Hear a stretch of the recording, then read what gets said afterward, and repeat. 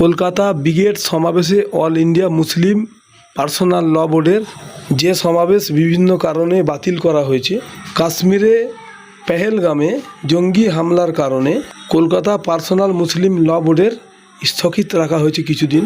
ফুরফুরা শরীফের একাধিক পীর সাহেব ও পীরজাদা সহ এবং কলকাতা মুসলিম পার্সোনাল ল বোর্ডের সদস্য কামরুজ্জামান এসে উপস্থিত ছিলেন। সকলে কি বলছে দেখুন। আমি বলি আমার কিছু পাওয়ারও নেই, হারাবারও নেই, এনাদেরও কিছু নেই। নতুন করে আমাদের এই ঝাঁপিয়ে পড়ার কারণ কি? আর আমার কোনো রাজনৈতিক ভবিষ্যৎও নেই যে আমার আগামীতে ব্রিগেড মাথায় রেখে আমি কোনো ব্রিগেডে যাব কি যাব না এইসব ব্যাপারও আমার নেই।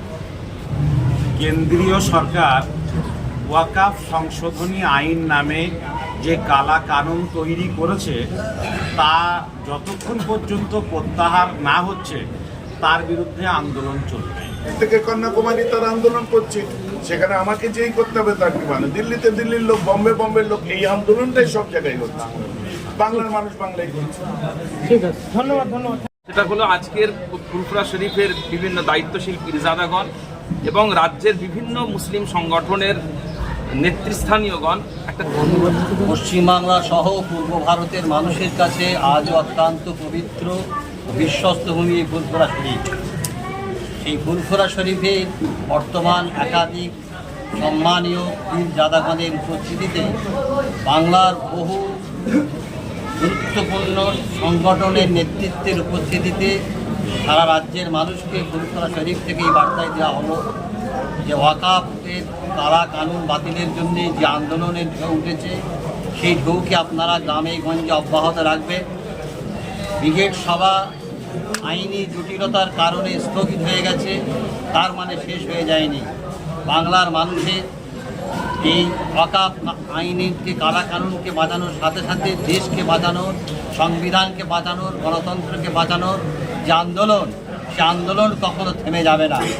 তাই আপনারা যেভাবে আন্দোলন চালিয়ে যাচ্ছেন শান্তির সাথে, শৃঙ্খলার সাথে, দেশের নিয়মকানুনকে মেনে প্রশাসনের সঙ্গে সহযোগিতা করে এই আইন লড়াই চলবে। এবং আমাদের আজকের সবার সিদ্ধান্ত অনুযায়ী একটা ঘোষণা আপনারা শুনেছেন, ঠিক সেইভাবেই ব্রিগেড সভা যাতে সফলতার পথে আমরা পৌঁছাতে পারি তার প্রক্রিয়া আবার আজ থেকে শুরু হলো। বাংলার মানুষ আপনারা এগিয়ে চলুন, ইনশাআল্লাহ অন্যায়ের বিরুদ্ধে ন্যায়কে প্রতিষ্ঠা করার জন্য, দেশকে বাঁচানোর জন্য, ভারতবর্ষের 130 কোটি মানুষের অধিকার মর্যাদা তাকে বাঁচিয়ে রাখার জন্য এই বাংলার বুকে যে লড়াই শুরু হয়েছে, ভারতের বুকে যে লড়াই শুরু হয়েছে, সেই লড়াই ইনশাল্লাহ আমরা সাফল্যের শীর্ষে পৌঁছাবো, তাতে কোনো সন্দেহ নেই। শুধু ধৈর্যের পরীক্ষা আমাদের নিতে হচ্ছে, এই ধৈর্যের পরীক্ষায় আপনারা কেউ নিজেদেরকে হারিয়ে ফেলবেন না। এতটুকুই আজকে সভা থেকে আমাদের মূল বক্তব্য উঠে এসেছে। খবরের পক্ষ থেকে আছে ফুরফুরা শরীফে আপনারা আজকে আলোচনা সমাবেশ রাখলেন, দীর্ঘ সময় আলোচনা করলেন, কি আলোচনা উঠে আজকে আপনাদের আলোচনা সভা থেকে? কেন্দ্রীয় সরকার ওয়াকাফ সংশোধনী আইন নামে যে কালা কানুন তৈরি করেছে তা যতক্ষণ পর্যন্ত প্রত্যাহার না হচ্ছে তার বিরুদ্ধে আন্দোলন চলবে। আজকে ফুরফুরা দরবার শরীফে ফুরফুরা শরীফের পীর সাহেব কেবলাগণ, পীরজাদাগণ এবং বিভিন্ন মুসলিম সংগঠনের যারা পশ্চিমবাংলায় নেতৃস্থানীয় তারা এসেছিলেন। বেলা 2টো থেকে আমরা ফুরফুরা শরীফের পীর আল্লামা ইমরানউদ্দিন সিদ্দিকী সাহেবের সভাপতিত্বে এখানে দীর্ঘ আলোচনা হয়েছে। প্রায় 3 ঘন্টা আলোচনার পরে আজকে সিদ্ধান্ত হয়েছে যে পশ্চিমবাংলার মানুষের সম্মিলিত প্রতিবাদ কলকাতার ব্রিগেড প্যারেড গ্রাউন্ডে ইনশাল্লাহ অনুষ্ঠিত হবে। যত দ্রুত সম্ভব প্রশাসনের সঙ্গে কথা বলে দিন ধার্য করে এবং দিনের জায়গার অনুমতি নিয়ে খুব তাড়াতাড়ি তা আমরা পশ্চিমবাংলার মানুষকে ইনশাল্লাহ জানাতে পারব। এ বিষয়ে ফুরফুরা শরীফের পীরজাদাগণ এবং রাজ্যের বিভিন্ন মুসলিম সংগঠন গোটা বাংলায় তারা সক্রিয় প্রতিবাদ এবং প্রচেষ্টা চালিয়েছেন। এই প্রচেষ্টায় ফলে গোটা বাংলা খুব অল্প দিনে কলকাতার ব্রিগেড প্যারেড গ্রাউন্ড সমাবেশ সফল করার জন্যে তারা অত্যন্ত দৃঢ়তার সঙ্গে গোটা বাংলা জেগে উঠেছে। আমরা গোটা বাংলার মানুষকে জানাতে চাই আপনারা হতাশ হবেন না। আপনারা জানেন যে ব্রিগেডে সভা করার জন্যে আমরা শেষ পর্যন্ত কলকাতার মহামান্য আদালতের দ্বারস্থ হয়েছি। আদালত এবং বর্তমান পরিস্থিতি সব কিছু মূল্যায়ন করে একটু সাময়িক পিছিয়ে তারিখটা পরিবর্তন করে পিছনের দিকে আসতে হয়েছে। তার মানে ব্রিগেড সমাবেশ হবে না এটা নয়। আমরা বাংলার সমস্ত সংগঠক ভাইদেরকে অনুরোধ করেছিলাম যে আপনারা যারা যারা কলকাতার ব্রিগেড সমাবেশে আসার জন্যে গাড়ি ভাড়া করেছিলেন, আপনারা গাড়িগুলো শুধুমাত্র ওই দিন আসতে হবে না, তাদের যে টাকা দেওয়া আছে সেটা আপনারা ফেরত নেবেন না, ব্রিগেড সমাবেশেই আসবেন। দ্রুত পরবর্তী দিন ধার্য হবে এবং সেই দিনে আপনারা কলকাতায় ওই গাড়িতে করেই আসবেন। আজকের যেটা আলোচনা হয়েছে যে অল ইন্ডিয়া মুসলিম পার্সোনাল ল বোর্ডের ব্যানারেই ইনশাআল্লাহ ব্রিগেড সমাবেশ হবে। বাংলার সমস্ত মানুষকে নেওয়ার জন্যে, সমস্ত সংগঠনকে নেওয়ার জন্যে ফুরফুরা শরীফের দায়িত্বশীল পীর সাহেবগণ, পীরজাদাগণ তারা অত্যন্ত উদারতার সঙ্গে চাইছেন যে না, এই বৃহত্তর স্বার্থে আমরা সব ঐক্যবদ্ধভাবেই প্রচেষ্টা চালাবো। আমি অল ইন্ডিয়া মুসলিম পার্সোনাল ল বোর্ডের একজন নগণ্য সদস্য হিসাবে আমি এসে আবেদন রেখেছি। যতবার ততবারই আমার কথায় তারা সাড়া দিয়েছেন। আমি বিগত দিনেও জানিয়েছি অল ইন্ডিয়া মুসলিম পার্সোনাল ল বোর্ডের জেনারেল সেক্রেটারি, মহতারাম সভাপতি এবং অন্যান্য দায়িত্বশীলদের পশ্চিমবাংলা সফরে এলে ফুরফুরা শরীফেও আসবেন এবং ফুরফুরা শরীফের পীর সাহেবদের যথাযথ মর্যাদা দেওয়ার জন্যে এই অর্গানাইজিং কমিটিতে যেমন জয়েন্ট কনভেনার হিসাবে ফুরফুরা শরীফের দায়িত্বশীল ভাইজানদেরকে সেখানে রাখা হবে। এবং আমি অল ইন্ডিয়া মুসলিম পার্সোনাল ল বোর্ডকেও জানাবো যে ফুরফুরা শরীফের থেকে প্রতিনিধি অবশ্যই অল ইন্ডিয়া মুসলিম পার্সোনাল ল বোর্ডে স্থায়ী সদস্য হিসাবে রাখতে হবে। এটাও আমি অবশ্যই জানাবো, দায়িত্ব নিয়েছি।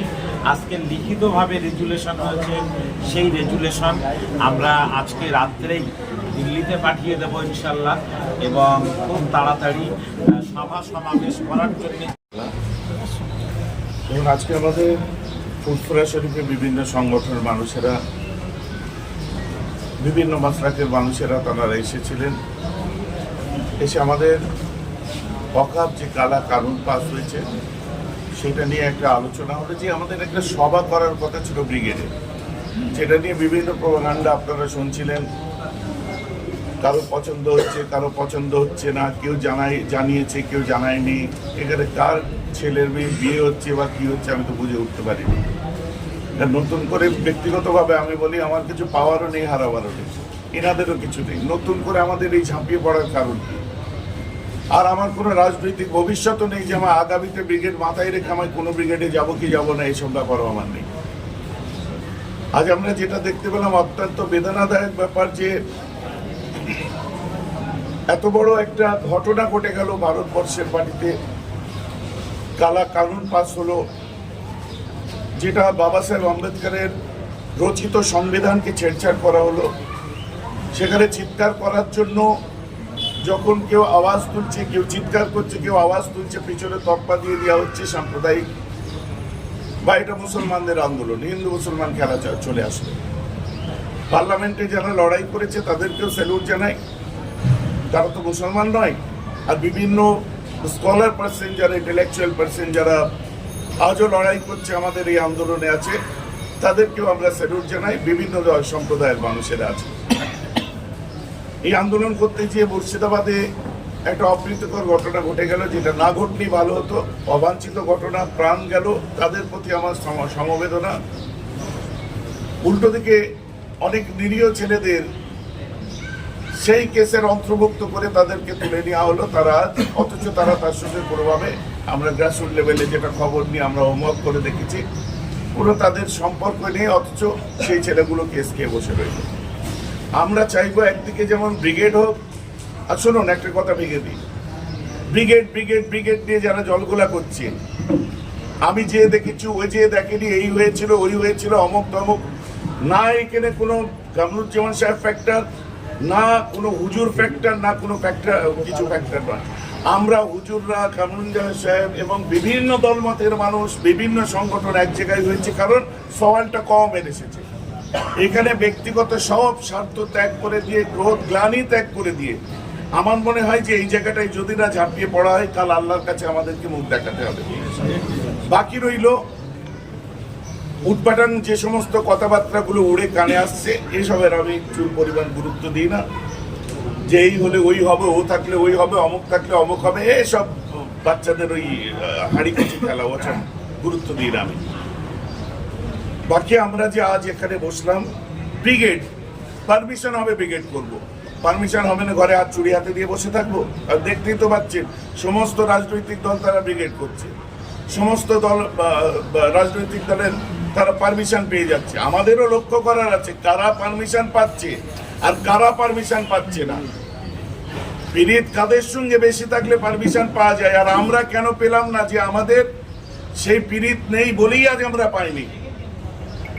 সরকারি আপনার কি বলে বিভিন্ন রাজনৈতিক দল যারা পারমিশন পেয়েছে, ভিতরে নিশ্চয়ই পীড়িত আছে, নাহলে কিছু একটা টান আছে। আগামীতেও কারা পায় আমরা সেটাও দেখব। আর আমরা কেন পেলাম না এটাও পর্যালোচনা সেই সময় করা হবে। বাকি ব্রিগেড হবে ইনশাআল্লাহ। আমরা পারমিশন দিয়ে ডেট সম্প্রচার করব। তো এটা আমরা আলোচনা করে মাফ করবেন, পারমিশন নিয়ে আমরা সম্প্রচার করব। আমাদের এত আশ্বাস দেওয়ার পরে হঠাৎ করে কোথার থেকে কি হলো জানি না, কেউ আস্তিনের ভিতরে সাপ হয়ে থাকে, কেউ প্রকাশ্য শত্রু হয়ে থাকে। দোষারোপ করা আমাদের ওলামাদের কাজ নয়, কিন্তু এইগুলো আমরা ফেস করেছি। আলোচনা লাগবে না, আমাদের 3 ঘন্টা ব্যাপী যে আলোচনা, সেই আলোচনাতে যা যা সিদ্ধান্ত নেওয়া হয়েছে, যে আলোচনা হয়েছে সেগুলো আমার বড় ভাইজানেরা সবাই মিলে আলোচনা করেছেন। আর একটা পয়েন্ট বাকি আছে, সেটা একটু বলে দিই। সেটা হলো আজকের ফুরফুরা শরীফের বিভিন্ন দায়িত্বশীল পীরজাদাগণ এবং রাজ্যের বিভিন্ন মুসলিম সংগঠনের নেতৃস্থানীয়গণ একটা সিদ্ধান্ত নিয়েছেন। সেটা হলো যে আমাদের প্রত্যেকের পক্ষ থেকে আমাদের পশ্চিমবঙ্গের মুখ্যমন্ত্রীর কাছে জোরালো দাবি থাকবে যে এতদিন পর্যন্ত যেখানে যেখানে ওয়াকাফ আইনের বিরুদ্ধে আন্দোলন করতে গিয়ে মানুষকে অ্যারেস্ট করা হয়েছে, তাদের মধ্যে যারা নির্দোষ আছেন, কারণ আমরা দেখেছি মাস অ্যারেস্ট হয়েছে, মানুষকে কোনো কিছু না তাকিয়ে মানুষকে অ্যারেস্ট করা হয়েছে। তো এই মাস অ্যারেস্টের মধ্যে বহু মানুষ আছেন যারা নির্দোষ। তো সেই নির্দোষদেরকে অবিলম্বে তাদেরকে জেল থেকে মুক্তি দেওয়া হোক, এই দাবি আমাদের পশ্চিমবঙ্গের প্রত্যেক গ্রুপের, প্রত্যেক অর্গানাইজেশনের যারা নেতৃস্থানীয় আছেন তাদের দাবি, ফুরফুরা শরীফের পীরজাদাদের দাবি। এবং আরেকটা কথা, যে আমরা যতদিন পর্যন্ত ওয়াকাফ আইন প্রত্যাহার না হচ্ছে, পশ্চিমবঙ্গের মুসলমানগণ ততদিন আন্দোলন করবেন, রাস্তায় থাকবেন। আমাদের কাছে ইতিমধ্যে খবর এসে পৌঁছেছে, আপনারাও সকলে জানেন, যে পশ্চিমবঙ্গের বিভিন্ন থানার যারা দায়িত্বশীল আছেন, যারা অফিসার আছেন, তারা আমাদেরকে ওয়াকাফ আন্দোলনের জন্য তারা অনুমতি দিচ্ছেন না। আজকে এখান থেকে আমরা সিদ্ধান্ত নিয়েছি যে এটাও আমাদের জোর দাবি থাকবে পশ্চিমবঙ্গের পুলিশ মন্ত্রীর কাছে এবং পশ্চিমবঙ্গের প্রত্যেকটা থানার দায়িত্বশীলের কাছে, যে আমরা শান্তিপ্রিয় মুসলমান, শান্তির সাথে গণতান্ত্রিক পদ্ধতিতে আন্দোলন করতে গেলে যতটুকু যা প্রয়োজন আমরা ততটুকুই করছি। সেই জন্য আপনারা অবশ্যই আমাদেরকে 7 দিন, যাতে কোনো অপ্রীতিকর ঘটনা না ঘটে, সেই জন্য আপনারা ব্যবস্থা নিন। এর সাথে সাথে আমাদেরকে এই আন্দোলন গণতান্ত্রিক পদ্ধতিতে আন্দোলন হবে, এর জন্য আপনারা অনুমতি দিন। সেই দাবিটাও আমাদের আজকে সকলের পক্ষ থেকে পশ্চিমবঙ্গের সমস্ত আধিকারিকদের কাছে থাকলো। মুখ্যমন্ত্রী তো বলছে যে দিল্লি গিয়ে আন্দোলন করুন, আপনারা এখানে আন্দোলন করে কোনো লাভ নেই। উত্তর তো দেবে না।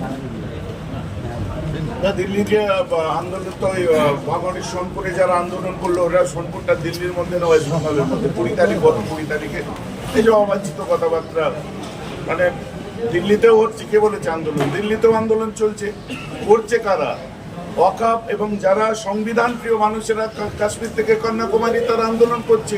সেখানে আমাকে যেই করতে হবে তার কি মানে? দিল্লিতে দিল্লির লোক, বোম্বের লোক, এই আন্দোলনটাই সব জায়গায় হচ্ছে। বাংলার মানুষ বাংলায় করছে। ঠিক আছে, ধন্যবাদ।